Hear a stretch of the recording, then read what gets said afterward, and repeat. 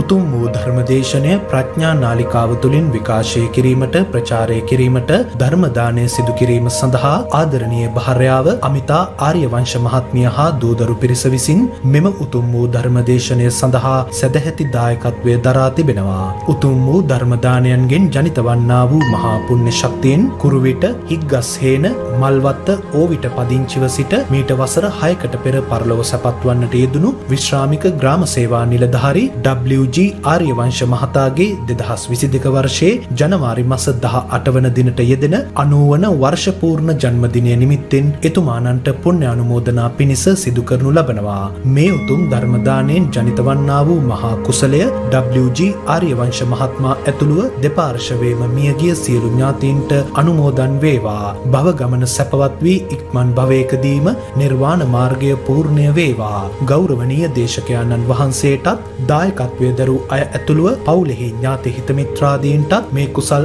අත්පත්ව නිදුක් නිරෝගී සුවපත් භාවය චිරජීවනය සැලසේවා. මේ ගෞතම බුද්ධ ශාසනයෙහිදීම උතුම් චතුරාර්ය සත්‍ය අවබෝධය පිණිසත් මෙම කුසලය උපනිශ්‍රය වේවා. කොරෝනා උවදුරින් පීඩා විඳින ලෝකවාසී සියලු ජනතාවට නිදුක් නිරෝගී සුවපත් භාවය චිරජීවනය සැලසේවා කියා බලාපොරොත්තු වෙනවා. එසේම වේවා කියා ආශිර්වාද කරනවා. නමෝ තස්සේ භගවතෝ අරහතෝ සම්මා සම්බුද්දස්ස. නමෝ තස්සේ භගවතෝ අරහතෝ සම්මා සම්බුද්දස්ස. නමෝ තස්සේ භගවතෝ අරහතෝ සම්මා සම්බුද්දස්ස. නාහං බික්ඛේ අඤ්ඤං ඒක ධම්මප්පි සමනුපස්සාමි යන අනුප්පන්නං වා බොජ්ජංගා uppajjanti. uppannං වා බොජ්ජංගා භාවනා පාරිපූර්යං ගච්ඡanti. යත ඉදම් බික්ඛවේ යෝනිසෝ මනසිකාරෝ.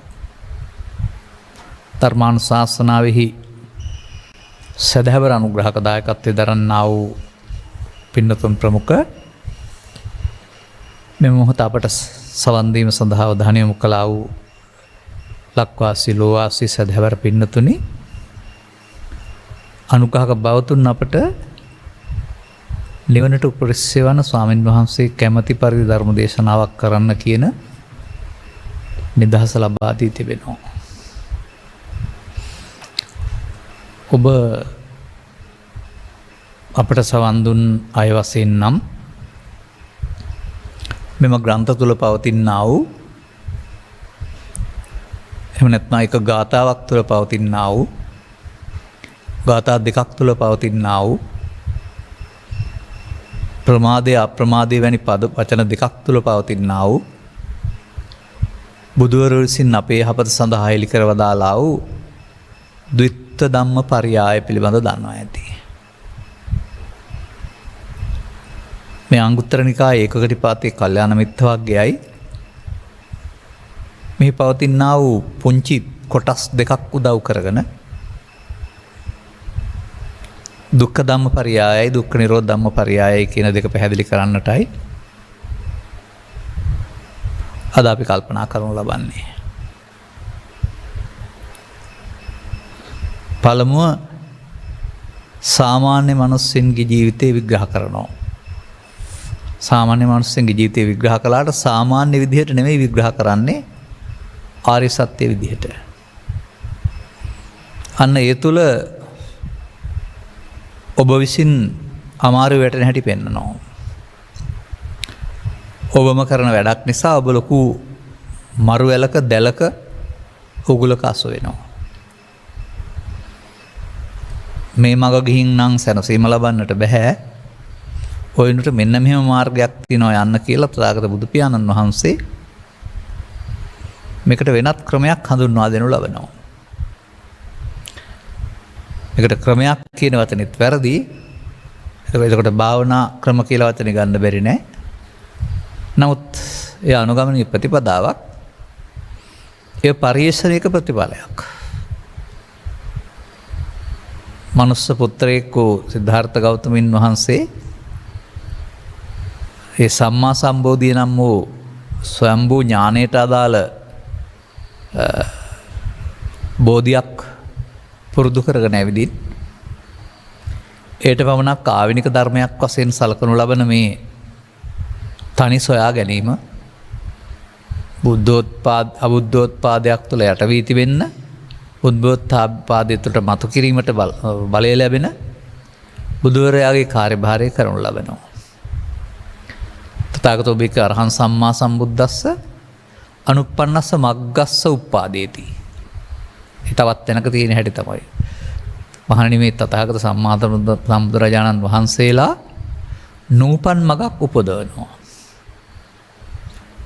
නූපන් මග නම් පිටසක් වලට යන මග හෝ එහෙම නැත්නම් ඒ වන විට තිබුණා වූ දිව්‍ය ලෝකේ බ්‍රහ්ම ලෝකේ යනම් හෝ මග වෙන්නට බෑවා තිබුණානේ. අන්න ඒකයි වැදගත් වෙන්නේ.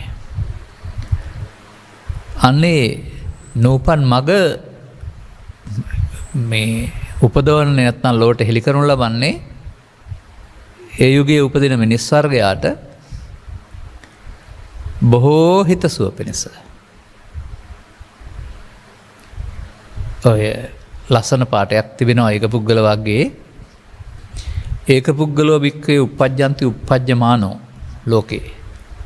මහණෙනි මේ ලෝකේ එකම පුද්ගලයෙක් උපදිනවා නම් උපදින්නේ බොහෝ ජනයාට හිතසුව පිණිස, අර්ථ හිතසුව පිණිස, දෙව් මිනිසුන්ගේ යහපත පිණිස එක්කෙනයි උපදින්නේ. එක්කෙනා කවුද? තථාගතෝ අරහං සම්මා සම්බුද්ධෝ. මේ බුදුවරයෙකුගේ පහළවීම කිසි විටකත් කාටවත් අයහපතක් පිණිස වෙන්න බෑ. යහපත පිණිස. සාමාන්‍ය සමාජයේ සම්මත මට්ටමින් පෙන්වන්නේ වර්ණා කරලා අපායේ ගිනි නිවුණ අපායේ දොරවල් වැහුණා හැම කියලා. මේ වචන වලින් කියවෙන කාරණාව පරිවර්තනය කරගන්නකොට ඒකේ තියෙන ගින්දර මෙහි තියෙනේවද දොරවල් යකඩ දොරවල්ද කියලා හැම හිතන්න බැරි නැහැ. නමුත් ඊට වඩා ගැඹුරින් ගත්කම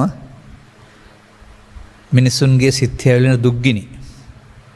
මිනිස් ජීවිතයේ පාපයට නැගුරු වීම තුළින් ජීවිත අවසානයේ තමන්ම විවෘත කරගන්නා වූ දොරටුව.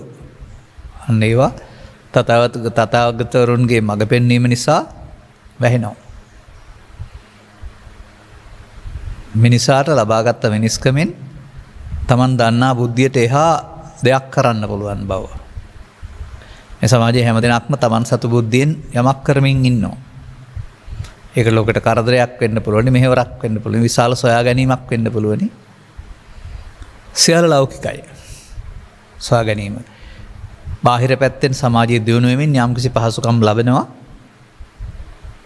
නමුත් ඒ සියල්ල තුලින් ලබා ගන්න පුළුවන් සුඛ විහරණය පිළිබඳ ත්‍රිපිටකයේ විග්‍රහ කරන ආකාරය බැලුවම මොනතරම් සොයා ගැනීම හොයාගත්තත් මිනිසුන්ට හිමි සුඛයෙන් 16න් එකක් පමණයි ඒව තුළ හිමි වෙන්නේ.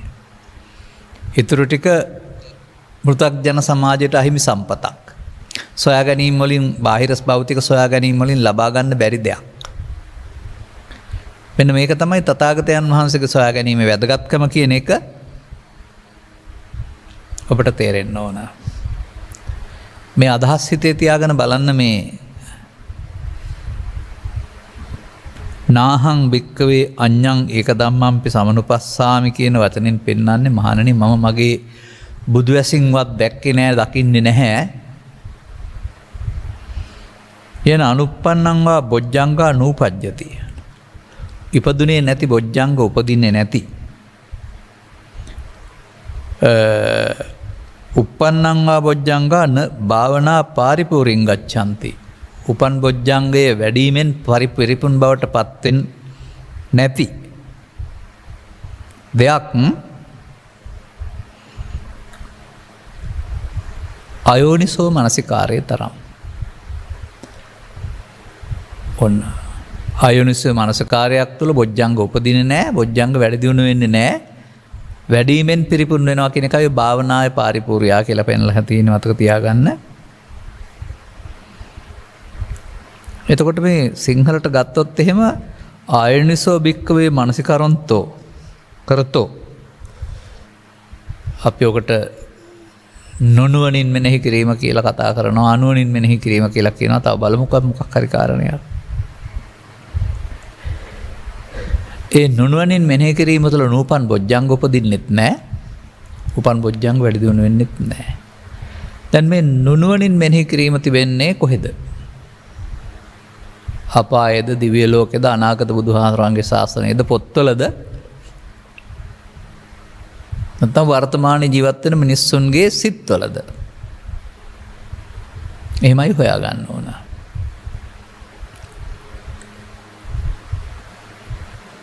නුනුවණින් මෙනෙහි කිරීම තුළ වෙන දෙයක් වැඩෙනවා. ඒක වෙනම පාඩයක තියෙන්නත් පුළුවනි. නමුත් මේක තුලින් අපි ඒක පොඩ්ඩක් පැහැදිලි කරලා ඉන්න වෙනවා. පොරදම් දැම්මම ඕන දෙයක් වැඩෙනවානේ. අන්න ඒ වගේ මේ යම් කිසි දෙයක් හරි දේ හෝ වැරදි දේ හෝ භාවිතා කළොත්, බොහෝ කොට භාවිතා කළොත් වැඩෙනවා. අනේ යනුව මිනිස් සිතේ වැඩෙන්නා වූ අහිතකර බලවේගයක් සහ හිතකර බලවේගයක් වශයෙන් තමයි මේ කාමාංග සහ බොජ්ජංග නම් කරන්න පුළුවන්කමක් තියෙන්නේ. අන්න මේ නුනුවණින් මෙනෙහි කිරීම තුළ වැඩෙන්නා වූ අංග කාමාංග කියලා කියනවා. නුනුවණින් මෙනෙහි කිරීම කා සතු දෙයක්ද? භික්ෂුව සතු දෙයක්ද? භික්ෂුණීන් සතු දෙයක්ද? උපාසකය පිරිස සතු දෙයක්ද? උපාසිකාවන් සතු දෙයක්ද? අන්‍යාගමිකයන් සතු දෙයක්ද? පුජ්‍ය පක්ෂයේ සතු දෙයක්ද? නැහැ. ඒක අපට කතා කරන්න පුළුවන් වෙන්නේ බුදුන් වහන්සේ මේ සමාජයේ කිසියම් ආකාරයක වර්ගීකරණයකට ලක් කරනවා අසුතවා පුතුග්ජනෝ කියලා. ඇසූපිරු තැන් නැති පටු දැක්මක් ඇති කියන අයට මේ නම පාවිච්චි කරන්නේ. ඔවුන්ගේ දැක්ම ලෞකිකයි. ඔවුන් මේ පියන දේවල්, ලෝකෙ තියෙන දේවල් වශයෙන් දකින අය. ඔවුන් සකීය ජීවිතය තුළ ජීවන සටනගෙන යාමේදී චිත්ත අභ්‍යන්තරය තුළ බලවත් කරනු ලබනවා අහිතකර බලවේග ටිකක්. තමන්ට, අනුන්ට, මෙලවට, පරලොවට අහිතකර ලෙස බලපෑම් කළ හැකි බලවේග ටිකක්. මෙන්න මේ බලවේග වලට පෝර වැටෙන්නේ නුනුවණින් මෙනෙහි කිරීම නිසා. තව ඉස්සර තියෙනවා, අපි ගනිමු. එතකොට ඒක හැමදාමත් දකින්න ඕන අතීතයේ කළ දෙයක් හෝ අනාගතයේ කරන දෙයක් වශයෙන් නෙමෙයි. හැම දිනාටම වර්තමාන මොහොතේ හමු වෙන විට හමු වෙන දේ සමග කරන දෙයක්.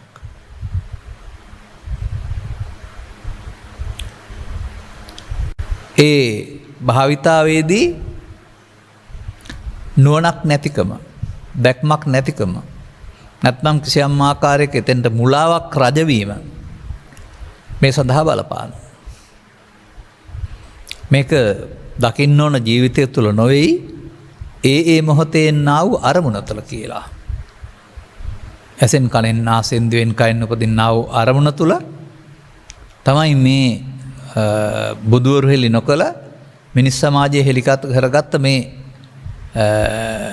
හානිදායක පළපුරුද්ද බලවත් වෙන්නේ. තමන්ට මතු ජීවිතයකදී, මේ ජීවිතයේදී ආපස්තු දුක් විපාකයක් එන්නට කරුණු බලවත් කිරීමක් මේකෙන් සිදු වෙන්නේ. ඒක තමයි නුනුවණින් නැත්නම් මෙනෙහි කිරීම කියලා කියන්නේ. මේකට ඉතින් වචන යොදන්න පුළුවන් අපට. රාග වේපුල්ලං, දෝෂ වේපුල්ලං, මේ මෝහ වේපුල්ලං. අර වේපුල්ලං කියන්නේ ක්‍රමෙන් අර ප්‍රස්ථාරයක උඩට වගේ වැඩි වෙනකොට ඉහළට යනවා වගේ බලවත් වෙන ආකාරය. එහෙම නැත්නම් අරමුණු ඇසුරු කරන්නට යාමේදී ඇතිවෙන ඇලීම් ගැටීම් නිසා මේ ඇලීම් වලට හෝ ගැටීම් වලට එකතු වෙන මුලාවක් තියෙනවා. ඇලීම මවත්වෙන් ගැනීම සහ ගැටීම මවත්වෙන් ගැනීම. අනේ ඒ එන හැඟීම මමත්වෙන් ගැනීමට කියන නමක් තමයි මේ නුනුවණින් මෙනෙහි කිරීම කියලා කියන්නේ. එතකොට ඒ තුල ඒතං මම හේතු හමස්මින් ඒසෝ මේ අත්තා කියලා වචනෙන් කීවේ නැති වුණාට සංකල්පේ බලපානවා. මේ සංකල්පයේ ප්‍රතිඵලයක් වශයෙන් සංයෝජනය වීම, සසරට බැඳීම, දුක්වලට හේතු චිත්තාභ්‍යන්තරයේ ශේෂ වී බලවත්වීම කියන කාරණාව සිදු වෙනවා. මේක උගත් නූගත් ස්ත්‍රී පුරුෂ ගිහි පැවිදි ભેදයෙන් තොරව පොහුදුන් සමාජය තුළ සිදුවෙන දෙයක්. තමහට දුස්චරිතයේදී වැඩි වෙන්න පුළුවන්, සුචරිතයේදී 100%ක් නතර වෙන්නේ අඩු වෙන්න පුළුවන්. අන්න එහෙම මේ සමාජයේ පවතින සුචරිතය 100%ක් හොඳයි, දුස්චරිතය 100%ක් නරකයි කියන දහමක් නෙමෙයි බුදු සමය උගන්වන්නේ. වර්තමාන සමාජයේ එහෙම ඉගන්වුවාට මුල් බුදු සමය තුළ එහෙම නෙවෙයි. පැවතුන ඔක්කොම ගත්තම දුස්චරිතයට අයත්. උන්වහන්සේ හෙළි කළ වෙනත් මගක් තියෙනවා, ඒ පමණක් සුචරිතයට අයත් වෙනවා. මේ අපි කතා කරන දුස්චරිතය සුචරිතය භවගාමී. පැත්තකට සැප පැත්තකට දුක දියුණුවකුත් තිබෙනවා. නමුත් තථාගතයන් වහන්සේ හෙළි කළ සුචරිතය භවගාමී නෙමෙයි, භව නිරෝධගාමී. එතකොට පව්පින් දෙකට ගත්තොත් පව දුස්චරිතය පින සුචරිතය. භවගාමී භව නිරෝධගාමී බවට ගත්තොත් භවගාමී දුස්චරිතය, භව නිරෝධගාමී සුචරිතය. එතකොට පුද්ගලයෙක් යම් ආකාරයක තමන්ගේ හිතට එන හැඟීම පව වේවා, පින වේවා, ධානය වේවා, ඊර්ෂ්‍යාව වේවා, ලෝභය වේවා, මොනවා හෝ ඒ කෙරෙහි කිසියම් ආකාරයක හැඟීමක් ඇති කරගත්තොත් ඇලෙන මුලාව, ගැටෙන මුලාව. අපි එකට ලෝභ මොහ, දේශ මොහ කියනවා. දැන් මෙන්න මේ හැඟීමෙන් යුක්තව Taman එන හැඟීම ප්‍රතික්‍රියාවකට පරිවර්තනය කිරීම නුනුවණින් මෙනෙහි කිරීමයි.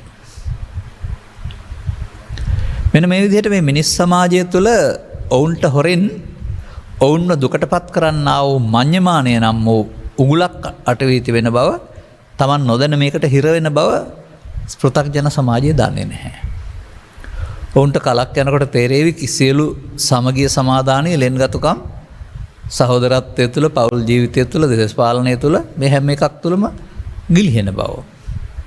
ගහෙන් ගෙඩියෙන් ආසේ දුක් වෙනවා, මොනවද දන්නේ නැහැ කියනවා වරුණාම ඊට වඩා එහාට මේක සිදුවෙන ආකාරය බාහිර ශිල්ප ශාස්ත්‍ර මගින් උගන්වන්නේ නැහැ. තථාගතයන් වහන්සේ මේ පිළිබඳව නිර්වචනයක් ඉදිරිපත් කරමින් ළමා කාලයේ සිට මහලු කාලය දක්වා යම් කිසි පුද්ගලයෙක් මෙහෙම මේ නුනුවණින් මෙනෙහි කිරීම කියන පාරේ යනවා නම් උපමාවක් පමණයි ඒක. එතන 100 සීමා කරන්න එපා 100ට. අන්න අර ආයෝනිසෝ මනසිකාරයෙන් මොහොන දෙන කරුණු 100ක් තියෙනවා නම් ඔහුට ඒ නිසා පසුව උපදින්න දුක් 100ක් සඳහා හේතු ඉතුරු වෙනවා. අන්න මේක තමයි මිනිසුන් කරන දෙය. දැන් මේකෙදී මේ වැඩෙන්නේ මොනවද? මේකෙදිත් වැඩෙනවා යමක්. ඒ වැඩෙනකොට තියෙන සතියට සම්මා සති කියන්නේ මුට්ට සති කියලා කියන්නේ. මුලා වූ සිහිය. මුලා වූ සිහිය තුළ තමයි අර ලෝභ මූලය, දේශ මූලය, මෝහ මූලය නැවත නැවතත් වැඩෙමින් බලවත් වෙමින් මිනිසා දුකටපත් කරන්නේ. එනිසා පොතෙන් වචනේ පාඩම් කරගත්තට තමන් කෘතඥ භාවය තුළ නම් ඉන්නේ. තමන්ට උපදින්නා වූ විතර්ක පිළිබඳව වරදක් දකින්න නැතුව ඒවට එකතු වීම නම් ජීවිතේ පුරුදු කරගත්තේ.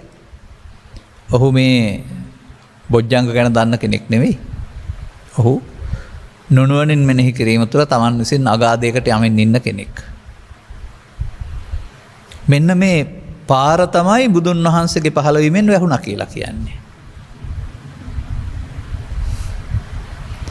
එතකොට මේ පාරේ තමයි අර මේ ජරා ව්‍යාධි ශෝක පරිදේව දුක් දුම්නස් නම් වූ ගිනි ටික තියෙන්නේ. ඒ අපායේ ගිනි දැල් නිවුණා කියන එකේ තේරුම අර අලුත් අවුරුද්දට ලිපිනිමා වගේ ගිනි නැවුණා කියන එකක් හරි. දොරවල් වැහුණා කියන එක ගේට්ටුවක් ඇහුවා කියන එකක් වශයෙන් ගන්න නැතුව අර මග ඇහිරීම. පමාද මාර්ගයේ, පාපී මාර්ගයේ ගමන් කිරීම මිනිසා විසින් අවබෝධයෙන් වළක්වා ගන්නු ලබනවා. මේක තවත් ටිකක් අපි විග්‍රහ කරන්න ඕන. මොකද මේ මම එහෙම සරලව කියනවට වඩා සමීප කරලා කියන එක හොඳයි. එවිට මේක සිදුවෙන්නේ ඇස තුල, කන තුල, නාසය තුල, දිව තුල, අරමුණක් පාසා. ඒක ජීවිත වශයෙන් දකින්න බෑ. මොහොතක් පාසා. අන්නේ මොහොතකදී මේ සිදුවෙන සිදිය පිළිබඳව මුලාවට පත්වීම බැඳීමට පමණක් නොව අනාගත දුක් විපාකයේ වෙනසකුත් හේතු වෙනවා. එතකොට මේ බැඳීම සහ අනාගත දුක් විපාකයකට නැත්නම් අනාගත විපාකයකට හේතු වෙන ආකාරය තමයි අරමුණක් පිළිබඳව සාපවතින නුනුවණින් මෙනෙහි කිරීම.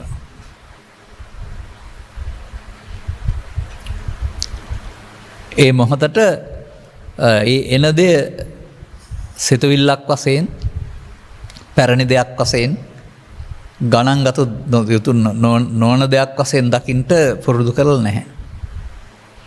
ඒ හැම කටයුත්තකදීම Tamanට සිදුවෙන අලාභයක් මදිකමක් නින්දාවක් වශයෙන් ප්‍රතික්ෂේප කරන්නටත් ගැටෙන්නත් ලාභයක් වශයෙන් ඇලෙන්නටත් පුරුදු කරලා තිබෙනවා.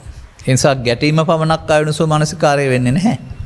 ඇලීමත් ආයුනසෝ මානසිකාරය වෙනවා. අන්න මේ විදිහේ බුදුවරයෙක් ලෝ පහළ වෙන විට විවිධ ඉසරදට කොට්ටේ මාරු කරමින් මේ පීඩණයෙන් අත මිදෙන්නට ක්‍රමෝපායන් හොයපු ලෝකයේ අයට තථාගතයන් වහන්සේ ඍජු පිළිවෙතක්. මේ මොහොත කාමාංග වැඩෙනු වෙනුවට බොජ්ජංග වඩන්න පුළුවන් තැනට. දැන් මේක පෙන්වන්නේ නුනුවණින් මෙනෙහි කරන තාක්කල් බොජ්ජංග උපදින්නෙත් නැහැ වැඩෙන්නෙත් නැහැ.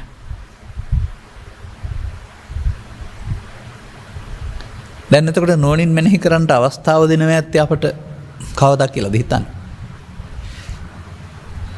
මරණින් පසු නැත ජීවිතය තුළ අනාගත බුදු සසුනක එදාට උපන් අයට වළංගුයි. අපට නම් අදයි මේ වරද සිදුවෙන්නේ. එබැවින් අදයි අපි හදන්න ඕන. මේක තේරුම් ගන්න ඕන. අදයි මේ වරද සිදුවෙන්නේ. අදයි අපි හදන්න ඕන.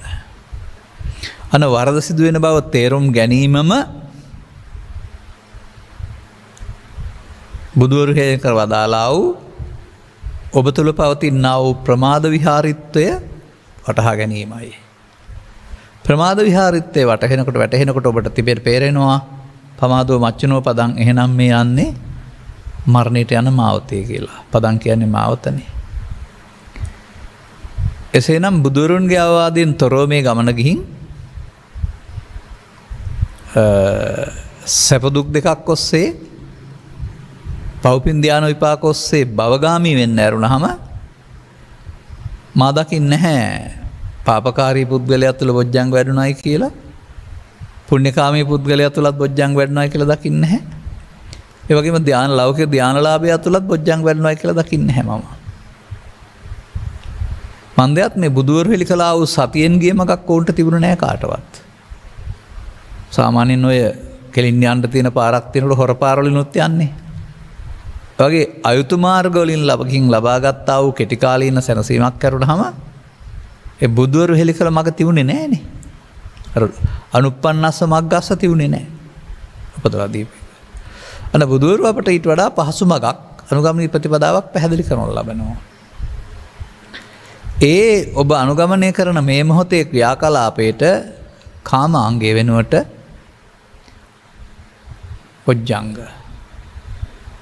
බොජ්ජංග කියන පදයට ගන්නේ කාමාංග කියන එකේ තේරුම කාමයන් වැඩෙන ඒ නිසා අදාළ විපාකයන් ලැබෙන අංගය කියන එක. බොජ්ජංග කියන වචනේ ගන්නේ අවබෝධය ස්පූර්ණ කිරීමට සමත් වෙන අංග කියන එක. අවබෝධය පූර්ණ කිරීමට සමත් වෙන අංග. භාවනාය පාරිපූර්යාය ගච්ඡanti කියන්නේ ඒකයි භාවනා වැඩිමෙන් නැවත වැඩිමෙන් පිරිපුන් වෙනවායි කියලා. දැන් ඔබට මේ අයෝනිසෝ මනසිකාරයෙන් කටයුතු කරන්න කවුරුවත් කියලා දෙන්න ඕන නැහැ. ස්වභාවයෙන්ම ඔබ එතන තමයි හිටින්නේ. ඒ මොහොතම වෙනත් විදියකට හිතීම තුළින් මොකද වෙන්නේ? අන්න ඒ තමයි බුදුන් වහන්සේ ඔබට යෝජනා කරන ක්‍රමය. මේ මොහොත ඔබට එළමෙනු ලබන්නේ හැම විටම වර්තමානයේ. මේ මොහොත ඔබට හැම විටම එළවෙනු ලබන්නේ වර්තමානයේහි ඇස හෝ කන හෝ නාසය හෝ දිව හෝ භාවිතා නොකරන්නේ නම් මනෝද්වාරය උදව් කරගෙන. තක තබා ගන්න. එතකොට ඒ මොහොතේදී තථාගතයන් වහන්සේ පැහැදිලි කර වදාරනවා වෙනත් පැත්තකට යන්න අවශ්‍ය 7ක්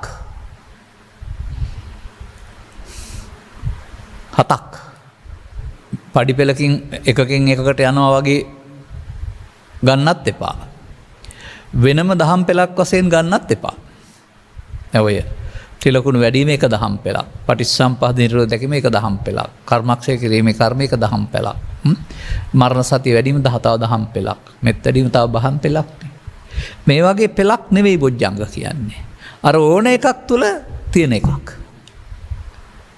මා දකින්නේ නැහැ බොජ්ජංග කියලා වෙනම පෙළක් තියෙනවායි කියලා. අර ඕන එකක් තුල වැඩෙන්නේ. අන්න දැන් බුදු සමයේ දීලා තියෙන වචනයක් තමයි සති කියන වචනේ. සිහිය කියන වචනේ. ඒ සිහිය කියන වචනේදී මොන සිහියද කියලා තේරුම් ගන්න වෙනවා. අර බොජ්ජංග වලට අයිති දෙයක් තමයි සති සම්බොජ්ජංග. කාමාංග වලට සති සම්බොජ්ජංග කියන්නේ ඒවට භවාංග කාමාංග කියනවා යරුණාම. මේ සති පදය වැරදි අරුත් භාවිතා කිරීමෙන් දූෂණය කරගෙන තියෙනවා කියලා මම හිතන්නේ. සතිපට්ඨානය සිහිය පිහිටුවා ගැනීම එහෙම කියලා සිංහලෙන් වචන කියනවා. නමුත් මොනවටද සිහිය තියෙන්න ඕන කියන එක පිළිබඳව ලෝකයා තේරුම් ගන්නේ නැහැ. පසුගිය දවසක මේ නුදුරේදීම සලායතන වර්ගයේ සූත්‍රයක් දේශනා කරමින් සලායතනයන්ට අරමුණු හමු වන විට ඒ අරමුණු සමග සැප දුක් උපේක්ෂා වශයෙන් එකතු වෙමින් ඉන්න පුරුද්දක් මිනිස්සුන්ට තිබෙනවා. ඒවා උපදිනවා. ඒකට වසඟ වෙනවා, මුලා වෙනවා. මෙන්න මේ කටයුත්ත පෘථග්ජනය අතර කෙරෙන අතර බුදුන් වහන්සේ වදාළ මග ගත්ත පුද්ගලයන්ට ඒ මුලා නොවීමට ඇස තුල, කන තුල, නාසය තුල, දිව තුල සිහිය තියෙන්න ඕන කියලා තමයි ඒකේ පෙන්වන්නේ. එතකොට ඒක දොරවල් 6 ඔස්සේ ගන්නත් පුළුවනි, සිවුරියව ඔස්සේ ගන්නත් පුළුවනි. මොකද මිනිස්සුන්ට පවතින ජීවත් වීමේදී ප්‍රධාන ඉරියව් 4යි. වාඩි වෙලා ඉන්නවා මොහොතකට, තව වෙලාවක හිටගෙන ඉන්නවා, තව වෙලාවක ඇවිදිනවා, තව වෙලාවක දිගා වෙලා ඉන්නවා. ඊට අමතරව අනු ඉරියව් තිබෙනවා. ඔය එක ඉරියව්වක පවතින මොහොතේදී තමයි මේ තථාගතයන් වහන්සේ වදාළ මේ ඊළඟ මාර්ගයට අපි යන්න ඕන. අපි ඊළඟ පදය අරන් බලමු. නාහං භික්කවේ අඤ්ඤං ඒක ධම්මම්පි සමනුපස්සාමි මහන්නේ මම මගේ බුදු ඇසින්වත් දකින්නේ නැහැ. ඒක ධර්මතාවයක්. නූපන් බොජ්ජංග උපදින අනුප්පන්නං වා බොජ්ජංගා උප්පජ්ජති. උප්පන්නං වා බොජ්ජංගා භාවනා පාරිපුරින් ගච්ඡ. උපන් බොජ්ජංගේ වැඩිමෙන් පරිපූර්ණ බවට පත් වෙන දහමක් යෝනිසෝ මනසිකාරෝ. දැන් පාසල් මට්ටමේ ඉගෙන ගන්නකොට යෝනිසෝ මනසිකාරය කියන්නේ නෝන් මෙනෙහිම කියලා වචනයක් ඉගෙන ගත්තට ඔබ ඉගෙනගෙන එහෙම ඉවර නැහැ. ඒ මොහොතේදී ඔබට පරණ පාරේ නොයන්නට, ඔබට මේ එකතු වීමෙන් වැඩෙන කාමාංග තුල මතුවෙනා වූ භවගාමී ප්‍රතිපදාවෙන් මිදෙන්නට, දුක්ඛගාමී ප්‍රතිපදාවෙන් මිදෙන්නට ඒ මොහොතේදී ඒට එකතු නොවී සිටීම සඳහා අවශ්‍ය වන්නා වූ පළමු උපක්‍රමය සති සම්බොජ්ජංග. දැන් මේ සතියට මොකද්ද වෙන්න ඕන? මේක පෘථග්ජන සමාජයේ දියුණු කරලා නැති එකක්. නමුත් ඒක පඤ්ඤාය පස්සති කියන වචනේ පවා දකින්නේ දියුණු කරන නුවණකින් කියන එකනේ. මෙතන ඉතින් අපි පැහැදිලි කරපු කරුණානුව අපිට කියන්න පුළුවනි ඔබ මේ නුනුවණින් මෙනෙහි කිරීම තුළ සසරක් හදමින් සසරට බැඳෙමින් ඉන්නවා. බැඳීම තුළ අනාගත විපාකයක් සඳහා සසරකුත් හදමින් ඉන්නවා. තේරුම් ගන්න ඕන කාරණාව. එතකොට අන්නේ හදන එක වළක්වන්නට ඒ හදන එක වෙනුවට ඒ මොහොත කඩන්න. බැඳෙන එක වෙනුවට ඒ මොහොත මිදෙන්න. ඒ මොහොතෙන් බැඳීමෙන් මිදෙන්නට කුමක් කළ යුතුද? කෙනෙක් ඉගෙන ගත්තම අන්න ඒක කරන්න තියෙන සිහිය තමයි ඔය සති කියලා කියන්නේ. දැන් අපි මේක කතා කරන්න ඕන ජීවිතයක් තුළ නෙවෙයි. ඇස තුළ, කන තුළ, නාසය තුළ, දිව තුළ පහළ වෙන අරමුණක් තුළ. පංචද්වාරික හෝ මනෝද්වාරික අරමුණක් තුළ. අපි මේක කතා කරන්න ඕන ඔබ ආපු අතීතයත් උදව් කරගෙන. ඔබ ගත කළ අතීතයේදී ඇස කන නාසය වශයෙන් බෙදුවේ නැති වුණාට ඔබේ ජීවිතය ලාභාලාභ සැප දුක් නින්දා ප්‍රශංසාවේදී ඇලෙමින් ගැටෙමින් ආවා. යමක් කෙරෙහි ඇලුනේද යමක් කෙරෙහි ගැටුනේද? අද ගැටෙනකොට ඔබ ඇලුන ගැටුන පුරුද්ද මෙතෙන්ට එනවා. ඒ ඔබට ආවෙනික පරණ දෙයක්. අද දෙයක් නෙවෙයි. ඒ ඇලීමෙන් ගැටීමෙන් කටයුතු කරන්න ගොත් පරණ පාරමයි ඒක ආයුනුසෝ මනසිකාරය. එනිසා මේ බැඳීම වෙනුවට බැඳීම වළක්වන්න, බැඳීම වෙනුවට බැඳීම ලෙහන්න, එකතු වීම වෙනුවට එකතු නොවී ඉන්නට අලුත් පුරුද්දක්. අර බැඳෙන පුරුද්ද වෙනුවට අලුත් පුරුද්දක් ඔබේ ජනිත කරගෙන වැඩි දියුණු කරන්න ඕනේ. ඒකයි මේ අර භාවනායේ පාරිපුරින් ගච්ඡති කියන්නේ වැඩිමෙන් දියුණු කරන්න ඕනේ කියන එක. ඒ නිසා මානම් දකින්නේ ඔය සද්ධර්මයේ තේරුම් නොගත්ත සතිපට්ඨාන ඒක වෙන්නේ නැහැ. එක එක්කෙනා කියන කෙන જાති මොනවා හරි කරමින් ඉන්නව ඇරුණාම. නමුත් සද්ධර්මයේ තේරුම් ගත්ත සතිපට්ඨානයේදී ඒ හැම විටම ඒ ඉරියව්ව සමග යන දෙයක් වන අතර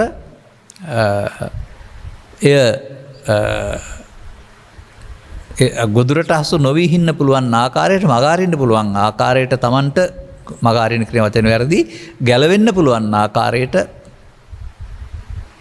Taman විසින් මෙහෙවන දෙයක් පුරුදු කරන දෙයක්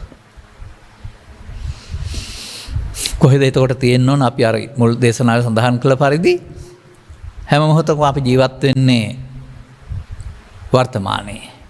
ඒ වර්තමානයේ ජීවත් වෙන්නේ ඇහි කනේ නාසයේ දිවේ කයේ හෝ හිතේ උපන් අරමුණක් තුළ. අන්න එතනයි මේ ප්‍රමාද මධ්‍යස්ථානය, අප්‍රමාද මධ්‍යස්ථානය, බැඳෙන මධ්‍යස්ථානය, ගැලවෙන මධ්‍යස්ථානය බවට පත් වෙන්නේ. එතකොට ඒ මොහොතට නේද සිහිය තියෙන්න ඕන. අර පෘථග්ජන පුද්ගලයාට ඒ එකතු වෙලා අවුලක් ඇති කරගන්න සිහිය ඕන නැහැ.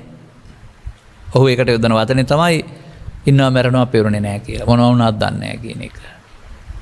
සසර හදන්න සිහියක් ඕන නැහැ. නමුත් කඩන්න විදෙන්න මේ එකතු වෙලා පවත්වන භවගාමී ප්‍රතිපදාවේ සසරට බැඳෙන එක සම්පූර්ණයෙන් නවත්තන්නට සතිය ඕන.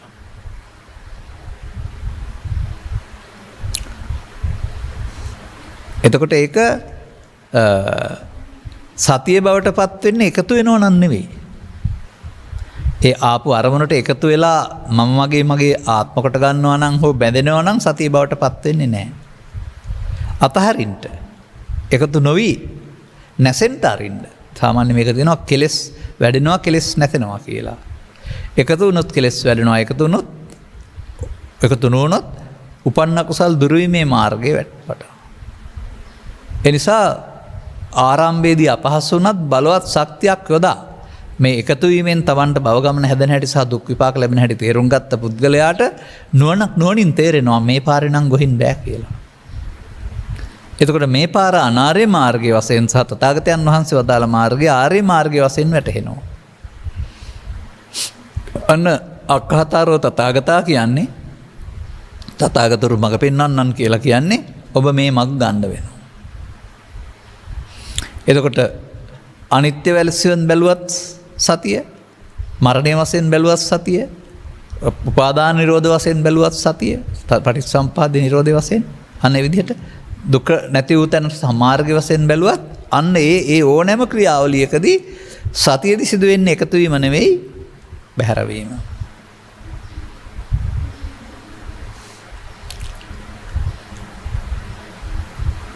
එහෙනම් ඒක බලවත් කරන්න ඕනේ. සති ඉන්ද්‍රිය සති බල සම්මා සති සම්මා සති සති පංචාංග සම්මා සති කියලානේ පෙන්නන්නේ. ඉන්ද්‍රිය වෙනවා කියන්නේ ප්‍රධාන වෙනවා. බලය කියන්නේ බලවත් වෙනවා. අන්න ඒ විදිහට ගන්න. ඒ විදිහට ගත්තයින් පස්සේ ඔබට මේ සඳහා එදිනෙදා සාමාන්‍ය ජීවිතය අරනහම වෙනම වෙන් වූ ජීවිතයක් අවශ්‍යයි කියන එක අපි දකින්නේ නැහැ. තම තමන්ට අදාළ කර්තව්‍ය ටිකක් කරන්න තිබෙනවා. ඒ කර්තව්‍යදීම පරණ පාරයන්ට බලපෑම් කරන ත්‍රිවිධ විතර්කයක් උපදිනවා. ත්‍රිවිධ විතර්කයේදී ඒවට එකතු නොවීම සඳහා තමයි සිහිය ඕන. ත්‍රිවිධ විතර්කයේ උපදින්න නියත තැනක් නැහැ. තම තමන් ගත කරන ශේස්ත්‍රයේදී තම තමන්ට අදාළ ඇලීම් ගැටීම් වලට අනුව තමයි උපදින්නේ. අර පරණ පුරුදු පමාද විහාරිත්තෙන් අත මිදෙන්න මේන් ගැලවිය යුතුයි කියන කල්පනාව තුළ අන්න දැන් තමන් දකිනවා. ගහන්න ඕනේද, බනින්න ඕනේද, කපන්න ඕනේද, කොටන්න ඕනේද, පලිගන්න ඕනේද, ප්‍රතික්‍රියා දක්වන්න ඕනේද? ඒ සිහිය නැති අය.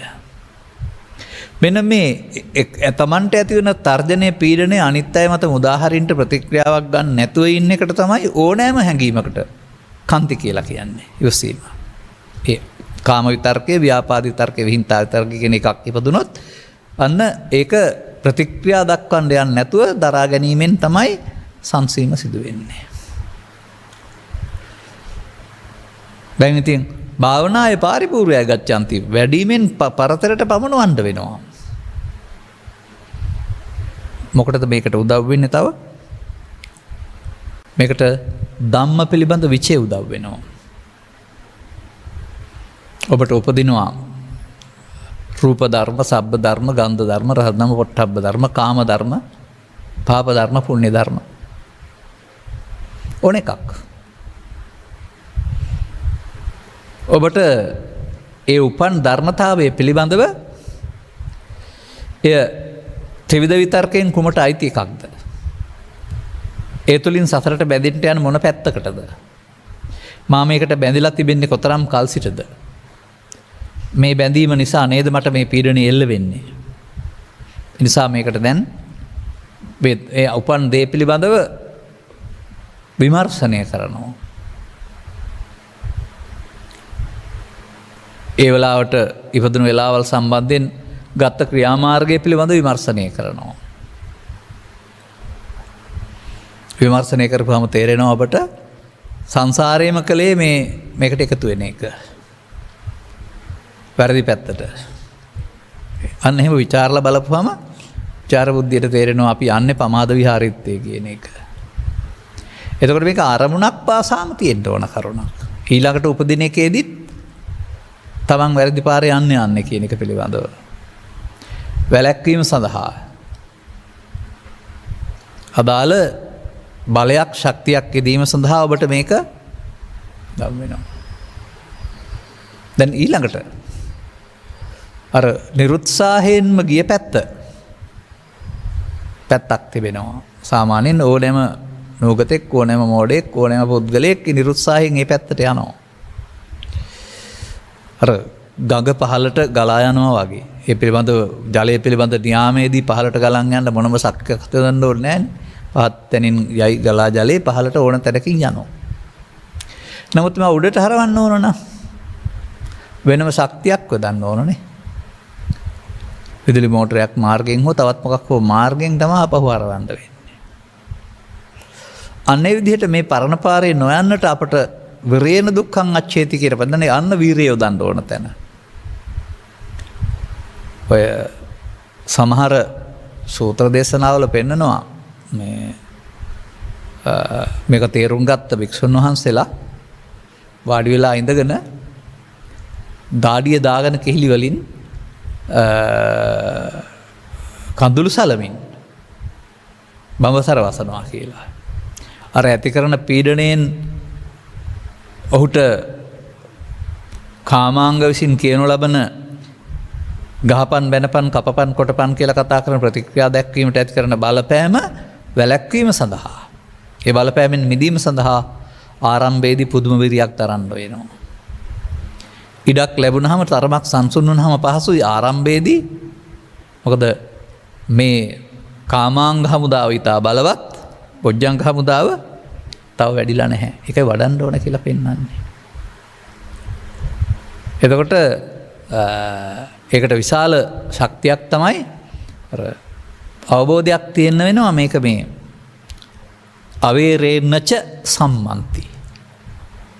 නොකිරීමෙන් සංසිඳෙනවා කියලා කතා කරපු මේත් අපි තුළට වළංගු කරගන්නේ කොහොමද කියලා. අක්කෝදේන පොද නොකිරීමෙන් කෝදේ ජය ගන්න පුළුවන්. ඒ නොකිරීම කියන එකේ තේරුම මම කරන්නේ නැහැ කියලා නිකන් ඉන්න එක නෙමෙයි. ආපු දෙය අතහැරී යනතුරු තව මොහොතකින් මේක අතහැරෙනවා සිතින්. හිතට ආමොහොත තමයි බලවත් වෙලා තියෙන්නේ. ආමොහොත තමයි ඔබට මේක කරන්න කියලා බලපෑම් කරන්නේ. සාමාන්‍යයෙන් ඔය දුක්ඛදාගත මරණයක් වුණාම දැන් ඉතින් ඒක සිතට ඇවිදින් විශාල පීඩනයක්. ඒ පීඩනය මත ඔබ නොකා ඉන්න, ගමන් නොයා ඉන්න, අඬන්න, එහෙම නැත්නම් තවත් සීවි කල්පනාම ගඟට පනින්න අර තීරණ ගන්නෙ. ඒ මොහොතේ ඒ වික්ෂේපිත මනසෙන් තීරණ ගන්න එක. නමුත් ඔබ නිහඬව හිටියොත් එහෙම දවසක් විතර වුණාට සම්බන්ධ නැතුව ඒ දුකට මොකද වුනේ කියන්න දන්නේ නැහැ. හිතන්න ගියොත් බලවත් වෙනවා, නොසිතා හිටියොත් ඒක විසින්ම ඉවත් වී යනවා. ඔය සමහර ශෝකෙන් ඉන්න අයට ඒ ශෝකී මොහොත අවධානය වෙනත් පැත්තට යොමු කිරීමෙන් ඔවුන් ආපහු සතුටටපත් වෙනවා අපි දැකලා තියෙනවා. ඒක සාමාන්‍ය සමාජයේ වැඩක්. මේකෙදි මෙන්න මේ සිත කියන දේ හටගෙන කල්ප ගණන් තිබෙන එකක් නෙමෙයි. ඇලුනොත් ගැටුනොත් බැඳි පැවැත්ම සිදුවෙන ඇලුණු ගැටුණු නැත්නම් ඒ මොහොතේ ඇති වී නැති වෙන එකක් බවට පත් වෙලා ඇති වුණ දේ ඇලි නොඇල්මෙන් ඇති නොවෙන්න මෙතෙන්ට පනින්න අතරට පනින සිහියට තමයි සති කියලා කියන්නේ. ඒ වගේම වීරිය කියලා කියන්නේ. දැන් මේවායි ප්‍රතිඵල තියෙනවා. කුමක්ද? මෙහෙම වැඩුණොත් භාවනා වැඩිමෙන් ත්‍රිපුන් බවට පත් වෙනකොට ඔබට දැනෙනවා වෙනදා නැති සැහැල්ලු බවක්. පස්සද්දී. ඔබට යම් කිසි බයක කනගාටුවක තරහක යම් තාක් ආකාරයක පීඩනයක් හිසරදයක් දරන්න බැරිකමක් තිබුණද? ඒ පුද්ගලයින්ට ඒ දේවල් සම්බන්ධයෙන් තියෙනවා එහෙම. මතක් වෙන විට තුන් ලෝකේ මතක් වෙනවනේ එහෙම නැත්තම් දරා ගන්නට බැරි. එතකොට ඒ සිතේ සහ ජයසිකල තියෙනා වූ පීඩනයක් ඒ. මේ සිතට තමයි කාය කියන්නේ, චිත්ත කියන්නේ සිතුවිලි වලට තමයි. අන්නර බැහැරවීම තුළ එතෙන්ට ඇති වෙන හිදසක් නැත්තම් සැහැල්ලු බවක් තියෙනවා. මේක කාය පස්සද්දි චිත්ත පස්සද්දි කියලා කියනවා. ඒකට කියන්නේ කුසල චෛසික කියලානේ. සතිත් කුසල චෛසිකයක් මොඩකමින් වෙන්වීම සඳහා. පස්සද්දිත් කුසල චෛසික. අර අකුසල චෛසික බැහැර කරන්නට මේ අය මෙතන පාලනය බාර ගන්නවා.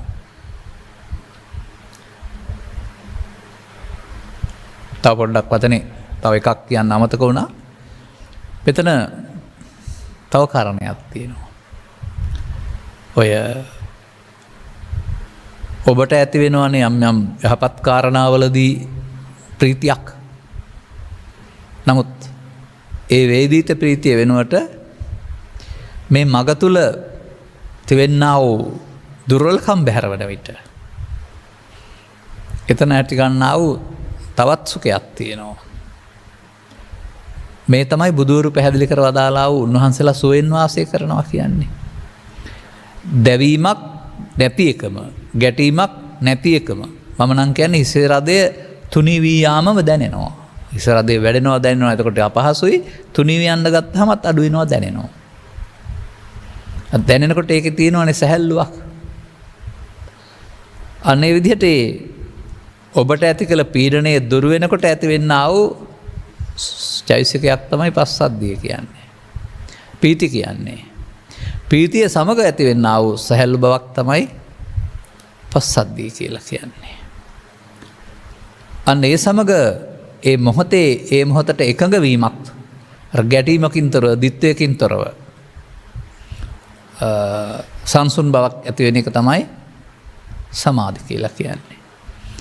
එතකොට ඒ තුළ උපදින ලාභේදී අලාභේදී නැත්නම් අර ධම්ම විචේදී ලාභකට අලාභකට සැපකට දුක්කට ගැනීම වෙනුවට මධ්‍යස්ථ වීම තමයි ඒ දෙක කෝකාවත් එකයි. අමුත්තක් නැහැ. උපේක්ඛා. දැන් මේක පැයක් තුල සිදු වුණා නෙවෙයි දවස් 7ක් තුල සිදු වුණා නෙවෙයි මොහොතකින්.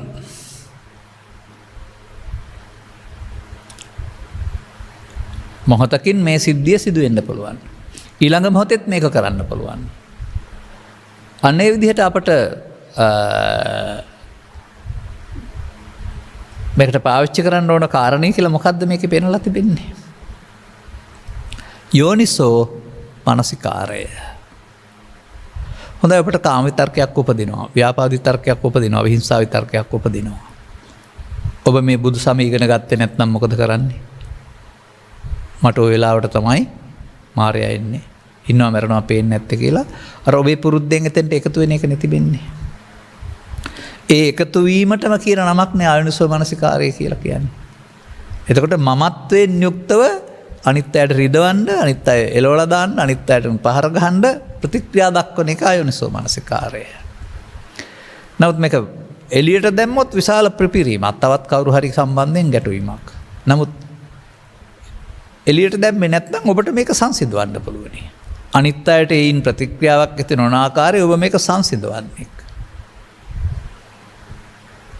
එතකොට මේ මිනිස් චිත්ත සංතානයෙන් උපන්නා වූ ලෝභ දේශ මොහයන් වර්තමාන මොහොතේ එකතු නොවීමෙන් සතිය තුලින් දවාලවන මධ්‍යස්ථානය තමයි වර්තමානය. පිච්චිලා යනවා. ද්‍රව්‍ය නෙමේ ශක්තියින් බලවත් වීම, නමුත් ක්ලේශ ශක්තියක්. නමුත් සතියේදී ඉඩ නොදෙන විට ඒගොල්ලොන්ට යන්න වෙනවා. දැන් විට යෝනිසෝ මනසිකාරයේ කොයි වෙලාවෙද තියෙන්න ඕන? හැම විටම වර්තමානයේදී. ඔබ එකතු වෙන්නේ ඇහැටද කනටද නාසයටද දිවටද කයටද සිතටද? ඒවා සමග හැම විටම සතර ඉරියව්වේදී. මේවායේදී ඔබ බොහොම සංසුන් කෙනෙක්. සාමාන්‍ය පුද්ගලයෙක් සතරින් ඉන්නකොට ඔය මොනවත් නැහැ. නමුත් ඒ පුද්ගලයාටම මේ හැඟීම් ආපුවම විතකදී ඔහු කාම විතර්කයේ විසින් මෙහෙවනවා. විතකදී ඔහු ව්‍යාපාද විතර්කයේ විසින් මෙහෙවනු ලබනවා. විතකදී ඔහු විහිංසාව විතර්ක විසින් මෙහෙවනු ලබනවා. තුන මේකට එන්නේ නැහැ.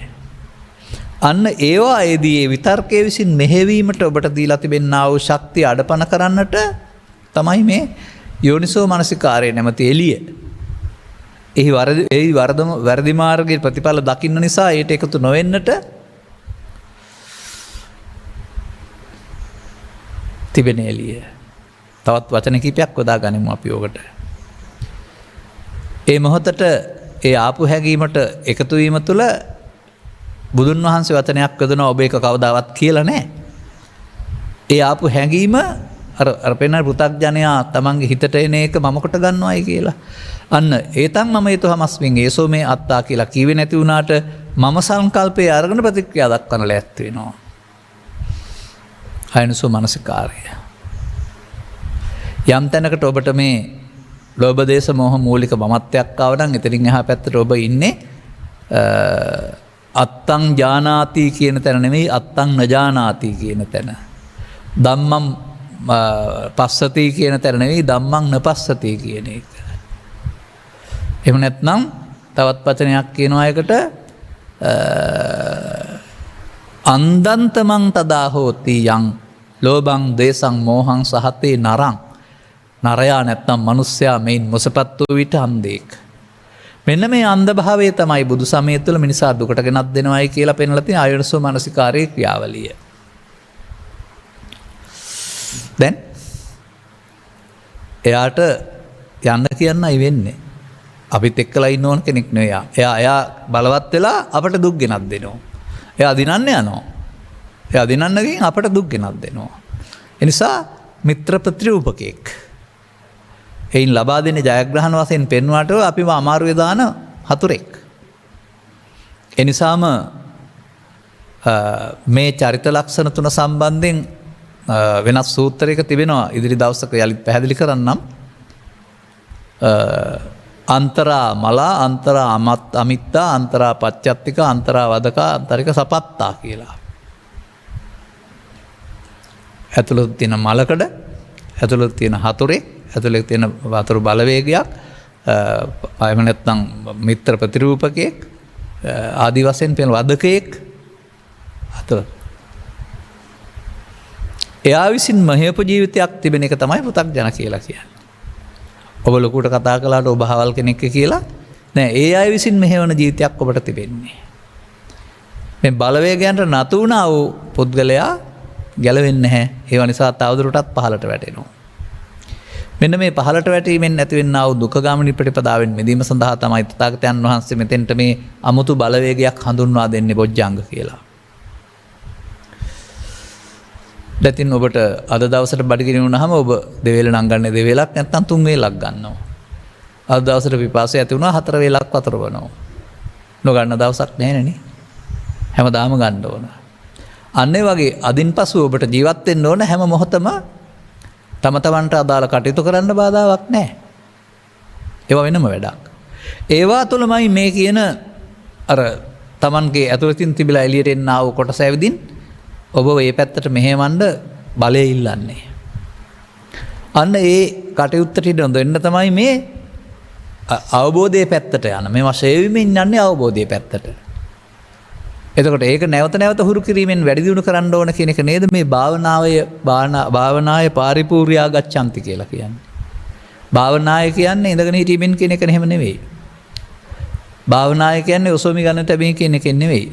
නැවත නැවතත් වැඩිමෙන් ඊළඟ අරමුණේදී නැත්නම් හෙට දවසේදී අනිත් දවසේදී සෝවාන් සිට රහත් දක්වාම වැඩිමෙන් පරිපූර්ණ වෙනවනේ කෙපෙන්නන්නේ. එතකොට පරිපූර්ණ වෙනකොට ඒ පැත්ත බලවත් වෙනවා, බොජ්ජංග බලවත් වෙනවා, කාමාංග හීන වෙනවා. හීන වෙන්න තරමට එයාට ඊට පස්සේ සටන් කරන්න ශක්තිය නැහැ. එයා ඇවිදින් පරදින්න ඕනේ ඊට පස්සේ. මුලින් එයාට අපි පරදිනවා, පසුව එයා අපට පරදිනවා. පළමු අපේ සතිය විතර්කයන්ට පරදිනවා. වැඩි දියුණු කරගන්න විතර්කයන් සතිය විසින් පරද්දනු ලබනවා. මේක සටනක්. මේ චිත්තාභ්‍යන්තරය කරන්න ඕන සටනක්. මා දකිනවා ඔය බුදු සමය තුළ පෙන්වන සූත්‍ර දේශනාවල හෝ කතාවල හෝ පවතිනා වූ බාහිර වශයෙන් පෙන්වන සටන් ඔක්කොම ඔක්ක කියලා. බාහිර සටනක් පෙන්වන්නේ නැහැ. මේ සටන සම්බන්ධයෙන් ගත් කල සටනේ වැරදි පුද්ගලයෙක් නායකත්වය අරන් ඉන්න බව තමයි පෙන්වන්නේ. ඔහු නම් කරනු ලබනවා දේවදත්ත කියන පදයෙන්.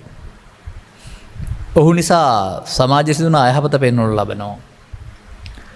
අනතුරුව දේවදත්ත රජකමින් පෙරලා දමා රටින් පිටුවහලකට ඝාතනය කොට බ්‍රහ්මදත්ත රජුරුවන් රජකමිය පිහිටවනවා. ඉතින් අපේ තියෙන සිද්ධියක් එදා සිදුවන සිද්ධියක් වශයෙන් ඒ දිහා බලන් ඉන්න කල්පනා කරන අරහම මේ ලෝකේ තියෙන සියලුම දේවල් වලින් බුදු පියාණන් වහන්සේ අයෝනිසෝ මනසිකාරයත් යෝනිසෝ මනසිකාරයත් වැඩි මේ පැහැදිලි කරයි කියන එක දන්නේ නැහැනේ. අයෝනිසෝ මනසිකාරයෙන් මිදෙන හැටි, ඒ දුර්වල කරන හැටි, යෝනිසෝ මනසිකාරය බලවත් කරන හැටි, දුකින් මිදෙන හැටි, ඇරුණාම වෙන දෙයක් උන්වහන්සේට අදාරන්න තිබුණේ නැහැ කියන එක බහලා තියෙනවා ඇතිනේ. මහන්නේ මම අදත් ඉදිරියට දුකත් හේතුවත් නැති උතනත් මාර්ගයත් දේශනා කරන්නේ. දැන් බලන්න එතකොට අපිට දැනගත යුතු එකම දේ. සාමාන්‍ය මේ ත්‍රිපිටකයේ තියෙනවා මෙහෙම දේවල්. මේ සිද්ධිය සඳහා දැනගත යුතු එකම දෙයක් තියෙනවා කියලා පෙන්නන්නේ. මෙතන නම් අපිට කියනවා දෙකයි දැනගන්න ඕන. මේක සමහරට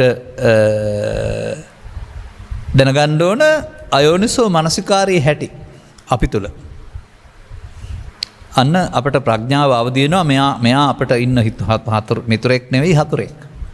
මෙයාට මින් එහාට පාලනය බාර දෙන්න හොඳ නෑ කියලා තේරුම් ගත්තාම ඊට පස්සේ අයෝනිසෝ මනසිකාරයේ පාලනයෙන් ගිලිහෙන්නට යෝනිසෝ මනසිකාරයේ බුදුන් වහන්සේ සතිය මුල් කොටගෙන දියුණු කරන්න කියලා කියනවා. දැන් ඔබත් ඔය යම් අය කියන දේවල් අහලා සතිපට්ඨානේ වඩපොය වෙන්නේ නැතිනේ. බලන්න ඔය කියන විදිහට වර්තමානයේ උපදින ස්කන්ධ පංචකයක් පාසා ත්‍රිවිධ විතර්කයට අසු නොවි ඉන්නට ඒවා එකතු නොවීමෙන් අතහරින්න සතියක් දෝ වැඩි දියුණු කළේ එහෙම නැත්නම් වෙනත් කවුරු හරි කියපු නිකන් සම්මත සතියක්ද කියලා. එතකොට එහෙම වුණාම ඒක වෙනම වැඩක් බවට පත් වෙනවා. අපි පිළිබඳ අවබෝධයක් නැහැ. නමුත් මේකේ පෙන්නනවා මොකද වෙන්නේ? අර කාමාංග දුර්වල වී ගොස් ක්ලේශයන් ප්‍රහීන වී ගොස් ඒ වෙනුවට පස්සද්දි සමාධි උපේක්ඛා නම් වූ දේවල් ඔබේ සිතේ රජ කරන්න. අර ඒ නේද අර බ්‍රහ්මදත්ත රජුරන් රජ කරනවා කියලා කියන්නේ. ඊට පස්සේ ඔබේ සිතේ රජ කරන්නේ සාන්ත වූ සමාධියක් සංසිඳුණු බවක් මනුස්සකමක් කරුණාම අර අයිති බලවේග නෙවෙයි. ඉතින් මේ මිනිසුන්ට තමන් ජීවත් වෙන ජීවිතය තුළ ඇඳුම් පැළඳුම් ආහාර නිවාස අපසා ගැනීම 100% කාලය කැප කරනවා වෙනුවට ඒක අතහරින්න නැතුව මේ සඳහාත් කාලයක් කැප කරන ගමන් අරවයින් ලබන්නා වූ මූල්‍ය ආදායමේ හෝ යම්කිසි වේදේක සතුට සැපත වෙනුවට තවත් විශාල සතුටක් මේ මෙහෙවීම තුළින් ලබන්න පුළුවන් බව තථාගතයන් වහන්සේ පැහැදිලි කර වදාරනවා. වර්තමාන සමාජයේ බුදු භාවිතා කරන්නන් අපි අපේ මුල් කාලය තුළ හිටියේ නැති තරම්. නමුත් භාවිතා කරන්නන් ඉන්නවා නම් ප්‍රතිඵල ලාභින් ඉන්නවා. එතකොට ප්‍රතිඵල ලැබෙනකොට ඔවුන්ගේ අභියෝගයකදී අන් අයට නැති අකම්පිත හැකියාව, දරා ගැනීමේ හැකියාව, සංසුන් හැකියාව කවදාවත් වහන්න බෑ. කොහොමද එහෙම කළේ කියලා ප්‍රශ්න අහනවා. එහෙම කරන අයගෙන් එහෙම ඒ දරා ගැනීමේ හැකියාව තුළ. එතකොට ඒක හංගන්න බෑ. Tamanටත් එහෙම එන්න පුළුවන් නම් කියලා හිතෙනවානේ. මෙන්න මේ විදිහට මේක භාවිතා කරන්නන්ගේ සංඛ්‍යාව සමාජය තුළ මවගේ පියාගේ පටන් දුවගේ පුතාගේ පටන් පැවිද්දාගේ සහ ගිහියාගේ පටන් හැමතැනම වයස් සීමාවකින් තොරව බලවත් කරන්නට වෙනවා. වයෝවෘද්ධ භාවයට ගියාපම කාලයක් නැති වෙන්න පුළුවන්. නමුත් තේරුම් ගන්න එක හොඳයි. අනිත් අය බලවත් කරන තරමට ඒ තුළ ඉස්මතු වෙන්නේ මොකක්ද මිනිස්සුන් තුළ? ඔහුගේ ක්‍රියාකලාපය මොකක්ද වෙන්නේ? කාම විතර්කයෙන්, ව්‍යාපාද විතර්කයෙන්, විහිංසා විතර්කයෙන් පරිබාහිර නම් එතන තිබෙන්නේ හැම විටම මානසික ගුණ ධර්මයක් නේද? එතකොට ඒක ආරණ්‍යගත වුණා ස්වාමින් වහන්සේලා පමණක් වෙරුණට සමාජය හැදෙනවද? නමුත් සමස්ත සමාජයේම බහුතරයක් එහෙම භාවිතා කරනකොට භාවිතා කළා කියන එක වෙන්න බැරිද? සදහම් දීපය කියලා ලංකාවට නමක් තියන්නේ නැත්තේ. වර්තමාන යුගයේ උත්සන්න වෙමින් පවතිනා වූ යම් යම් සමාජගත දුක, ජාතික ජාත්‍යන්තර ප්‍රශ්නයන් ආගම් ජාති රටවල් වශයෙන් යුද්ධ කොටගෙන මරා ගන්නවා වෙනුවට හැමෝටම ජීවත් වීමේ අයිතිය පිළිගැනීම තුළ ඕනෑවටත් වඩා සම්පත් මිනිසුන්ට ජීවත් වෙන්න තියෙනවා. යුදමේ ආදී අනවශ්‍ය කටයුතු සඳහා නාස්ති කරන වැරුණාම ඒවා අනවශ්‍ය දේවල් බවට පත් වෙනකොට එතකොට මේ ලෝකයේ සාමකාමී එකක් වෙන්නේ නැද්ද? අන්න එහෙමයි බුදුරජාණන් වහන්සේ අර සටන් විරාම දෙකක් අතර සාමය වෙනුවට මිනිසුන්ගේ හිතේ මේ අර්බුදකාරී ස්වභාවයේ මුල් සිඳවල් ලැබීමෙන් අර්බුදකාරී ස්වභාවයේ මූලයන් සිඳ දැමීමෙන් ඇති කරන්නා වූ සදාකාලික සාමයකට මං විවෘත කරලා තිබෙන්නේ. ඒ නිසා මේ ධර්මතා දෙක තේරුම් ගන්න ඔබ අර වැරදි පැත්ත ජීවිතේ ඔබට තිබුණා. දැන් මේකත් එක්ක මේ ගමන යන්න බෑ. මේක අයින් කරගන්න සද්ධර්මයේ තේරුම් අරගෙන මෙතෙන්ට ඔබ වීරියෙන් සති ධම්මවිචේ විරිය පිසිපස්සද්දි නැවත වැඩි දියුණු කරගනිමින් අදාළ සංසුන් සුවයට හිමිකම් කියන්නට මඟ පාදා ගන්න ඕනේ කියලා අදිෂ්ඨාන කරගන්න. එසේ වටහා ගැනීමට ඔබට මෙම කරුණු පැහැදිලි කිරීම උපනිශ්‍රේවායි කියන සුභාශිංසනයේ ප්‍රාර්ථනා කරමින් මම ධර්මානුශාසනාව මෙසේ අවසන් කරනු ලබනවා. දායකත්වයේ මෙම උතුම් ධර්ම දානය සඳහා තෙහි දායකත්වයේ දරා ඇත්තේ ආදරණීය භාර්යාව අමිතා ආරිවංශ මහත්මිය සහ දූ දරු පිරිස විසිනි. අරුණ අතර කුරුවිට හිග්ගස්සේන මල්වත්තෝ විට පදිංචිව සිට මීට වසර 6කට පෙර පරලොව සැපත්වන්ට යෙදුණා වූ විශ්‍රාමික ග්‍රාම සේවා නිලධාරී WG ආරිවංශ මහතාගේ 2022 ජනවාරි මාස 18 වෙනිදා ඉඳන් 90 වන වර්ෂ පූර්ණ ජන්මදිනයේ නිමිත්තෙන් එතුමානන්ට පුණ්‍යානුමෝදනා පිණිස සිදු කරනු ලැබේ. ඒ උතුම් ධර්ම දානින් ජනිත වන්නා වූ මහා කුසලයේ WG ආරිවංශ මහත්මයා ඇතුළු දෙපාර්ශ්වයෙන්ම මියගිය සියලු ඥාතීන්ට අනුමෝදන් වේවා. භවගමන සැපවත් වී ඉක්මන් භවයකදී නිවන් මඟ හෙළි කර ගනිත්වා. විශේෂයෙන් සකීය පියාගේ නැත්තම් ස්වාමිපුරුෂයාගේ ජන්මදින නිති කොටගෙන ධර්ම දානයක් දීලා ඔවුන් ප්‍රාර්ථනයක් කරනවා. අනුමෝදන් වීමේ හැකියාව මිය ගිය අය සතුයි. නමුත් ඔවුන්ගේ ප්‍රාර්ථනය යහපත්. ඒ වගේම රටට එයින් කරන දේත් යහපතක්. මොකද ධර්ම දානයක් නේ මිනිස් වර්ගය සඳහා. ගෞරවනීය දේශකයන් වහන්සේටත් දායකත්ව දරුවා අය ඇතුළු පවුලේ ඥාතිත මිත්‍රාදීන්ටත් මේ කුසල් අත්පත්ත නිදුක් නිරෝගී සුවපත් භාවයේ චිරජීවනයේ ලැබේවා. මේ ගෞතම බුද්ධ ශාසනයේ උතුම් චතුස්සත්‍ය අවබෝධයේ පිණසත් මෙම කුසලය උපනිශ්‍රය වේවා. කොරෝනා වුවදින් පීඩාවෙන් ලෝකවාසී සියලු ජනතාවට නිදුක් නිරෝගී සුවපත් භාවයේ චිරජීවනයේ ලැබේවා. අපි ප්‍රාර්ථනා කරනවා අප්‍රේල් මාසයේ එළමෙන්ට මත්තින් මේ හතුරා පරාජය වී අපෙන් නිවත් වී යයි කියා. ඔබ දරන යහපත් අදහස් සියල්ල සඵල වේවා කියන සුභාශිංසනය අපි කරනවා. සබ්බීත්‍යෝ විවජ්ජන්තු සබ්බ රෝගෝ විනස්සතු මාතේ බවත් අන්තරායෝ සුඛී දීඝායුකෝ භව හැම දිනාටම තෙරුවන් සරණයි. දේශක්ඛයෝ නිබ්බානං